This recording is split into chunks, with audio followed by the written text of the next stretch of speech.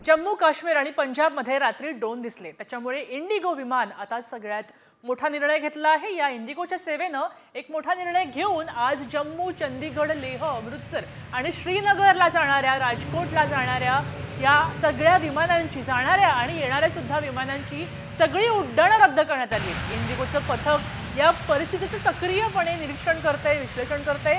विमानतळावर जाण्यापूर्वी इंडिगोनं वेबसाईट किंवा ॲपवर विमानाची स्थिती तपासली आहे। तपासत प्रवाशांना सूचना दिलेल्या आहेत।